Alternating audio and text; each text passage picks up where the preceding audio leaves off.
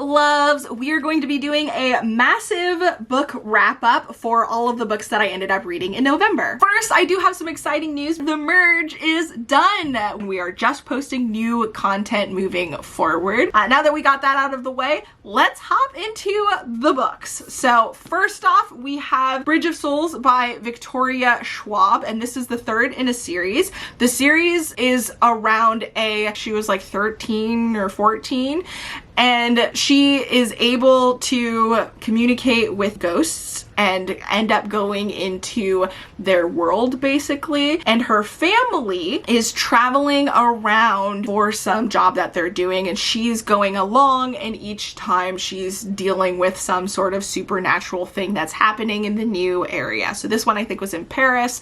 I can't say too much about this book specifically because, you know, obviously it's the third in a series, but I loved it. I absolutely love all of these in the series, which is funny because I think they're YA or middle grade, and typically I'm not a fan of either. It does have some of the tropes that I don't like, but not extreme enough to stop my enjoyment of the book overall. And this, like the rest, is a 5 stars for me. Next up, I read The X Hex by Erin Sterling, and this is about a witch who ends up breaking up with her witch boyfriend, and in a drunken stupor, she jokingly places a hex on him, and years later, when he returns to the town, the hex kind of takes effect, but it ends up affecting more than just him. So she and him now have to figure out how to undo it, and also figure out kind of what's going on and connections and this, that, and the other. It is a romance, so clearly there's going to be some rekindling that happens, and I thought it was fun. I didn't love it, despite the fact that I absolutely adore witches. I tend to not have the best success when it comes to witchy books. I usually never really do it for me, and unfortunately this one is a great example of that. I did still enjoy it though, so I think this is a high 3 stars, possibly even a low 4 stars, because I tend to just be very forgiving when it comes to romances, but I feel like there are some things about this that is fairly forgettable, so I think a high 3 stars is more accurate. Next up, we have Honey Girl by Morgan Rogers, and this is about, I think she's an astrophysicist, or she's trying to become something in the field and deal with, you know, stars and all of that area of expertise, and she's having a sort of crisis with what she wants to do with the rest of her life now that she's graduated. And after like a weekend in Vegas where she drunkenly marries some random stranger woman, she has to figure herself out and also figure out the relationship and just all kinds of stuff. There is a lot going on with this book, and in some areas I enjoyed the writing, but I also didn't like the writing. Like, it just wasn't for me.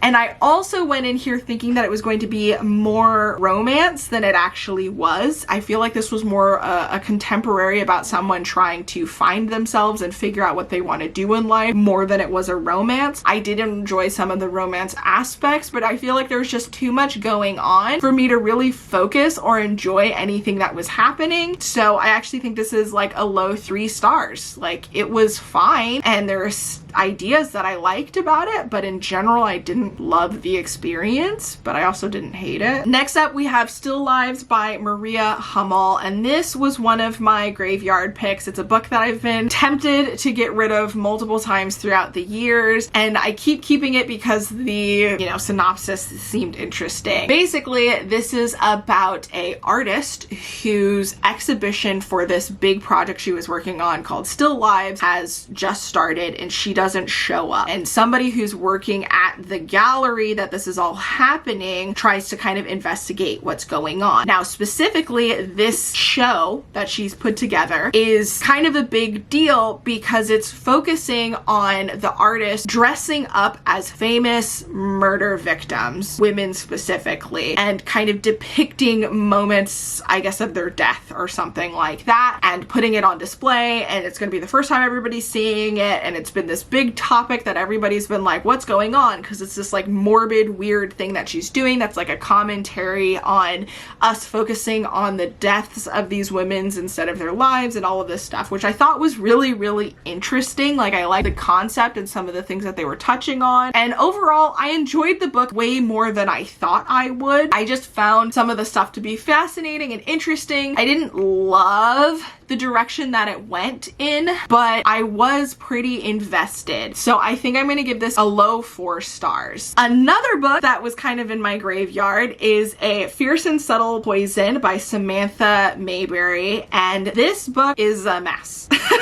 So it's like a fantasy book about some sort of weird superstitions that people have about this house. And then there's this like white kid, and this is all taking place in like Puerto Rico or something like that. And his father owns this like hotel chain or something in the area. So he's been here a lot his life, but he's not really accepted. And then it starts off with him talking about how he met this one girl 2 days before she died. And then there's like these murders that are happening, and there's like friends and poison and some magical aspect. It was a mess. It was a mess. I did not enjoy this book. Like, it's not terrible. It's just that so much was going on in a way that I just didn't like. Like, I didn't like him, the boy. We were learning it all in the perspective of him. I just didn't enjoy the experience. So this was definitely like a 2 stars. I didn't hate it, and it's possible that other people would like it. It just really wasn't for me. Like, I didn't enjoy the experience. Next up, another book that put me off definitely right off the bat was A Chorus Rises by Bethany C. Morrow, and this is the second book in this series. I don't know if there's going to be more than this, but I actually loved this, but when I started off, I was not here for it. The first book, it's an urban fantasy, and there's like sirens and mermaids and gargoyles and all of these different kinds of creatures, and in the first one, our main character was a siren. Not all black women are sirens, but all sirens are black women. It does have the same racial issues that modern world has, and then you have the sirenism added on top of that, which is even lower than just being black in this society. So main character in that book is a siren. Now there's a lot of other stuff going on, but that's kind of the big premise.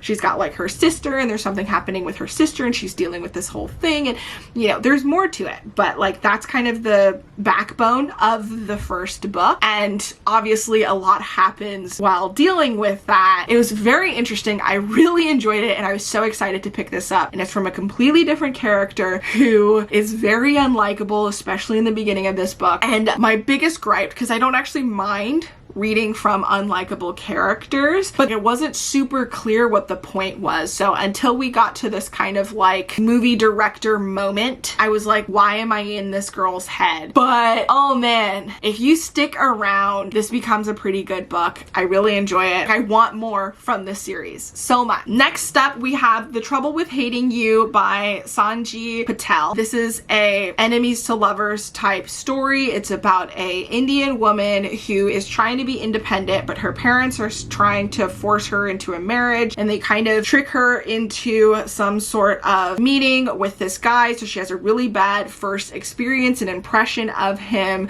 which is not founded on anything really solid. And so they just have a really bad experience with each other, and it's kind of them seeing each other more in life after this experience, and then developing a friendship / relationship type of situation. I enjoyed it for the most part. I will say there is a trigger warning, at least one pretty significant one, so please, if that's something that you are worried about, I would definitely look that up. I did like the book in general, didn't love it. I think it's just a 3 stars. Next up, we have Practical Magic by Alice Hoffman. I did do a mini review for the 12 Days of Shortmas. If you'd like to see that, it's what, 60 seconds or less. So if you're interested, that's a thing. But you should already know this is based off of one of my favorite movies, or my favorite movie is based off of this book. Unfortunately, I found this book very shallow. It didn't add anything new to the table, and it wasn't done in a way that was enjoyable. So like, I don't mind if a book book and a movie have the same things in them. If I enjoy the writing, I'm still going to enjoy the book. If I enjoy the way the movie's done, I'm still going to enjoy the movie. I also don't mind if they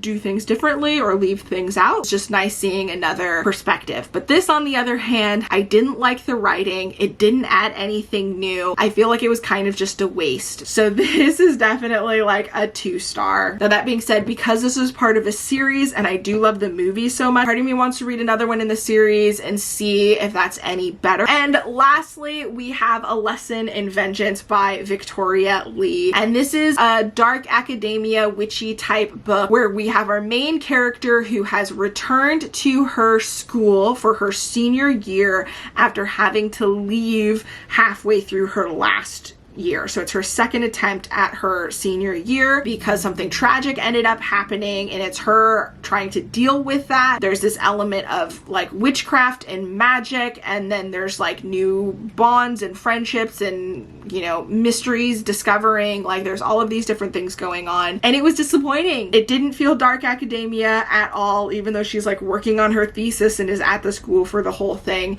It didn't feel witchy at all or magical at all. It didn't really have spooky vibes, and I kind of just struggled with it a little bit. Like, it was kind of boring at some points, but overall it was still fairly interesting. I wanted to know what was happening. I was interested enough to keep going, even though parts of it were kind of boring, and I'm glad that I finished it. So like, this is a solid 3 stars. I didn't hate it, I didn't love it, but I am very disappointed because I wanted so much more from this book and it just didn't deliver. So that wraps up all of the books that I ended up reading in November. I hope you enjoyed this video. If you did, be sure to thumbs up. Let me know in the comments section down below. Include this emoji to let me know that you made it this far, and I will see you in the next video. Until then,